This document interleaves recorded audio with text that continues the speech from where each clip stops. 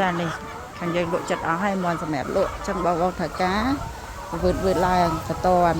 នៅតែប្រហែលក្បាលទៀតទេចឹងបងត្រូវការឲ្យតាក់ទងខាងធនីហ្វាមបានតាមលេខទូរស័ព្ទ0154848នេះយកទៅអាចរើសពងបានគឺចាប់ផ្ដើមពងខែជាចូលទៅមួយអាទិត្យនេះទេចឹងបងត្រូវការអាចតាក់ទងបានខាងធនីហ្វាមទៅទៀតហើយខាងមន់ពងខាងយើងចឹងបងត្រូវការមន់ពងអាចតាក់ទងបានខាងធនីហ្វាម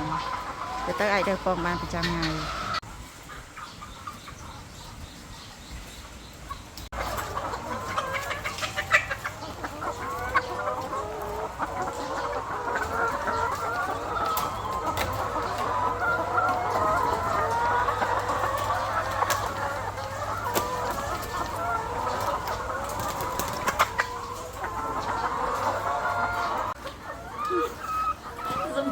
នេះយើងចេញទាំងកូនមន់យើងចេញទាំងមេមន់ថ្ងៃនេះចូល3ម្ចាស់ហើយចឹងបងត្រូវការអាចតាក់ទងបានចាមេមន់ពងក៏យើងមានកូនមន់ពងក៏យើងមានសម្រាប់កូនមន់ពងបងយកទៅ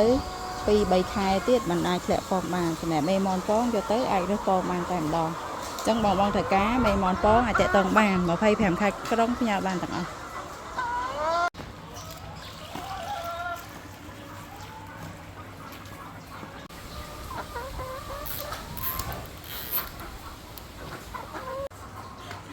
ប្រាប់ទៀតអោ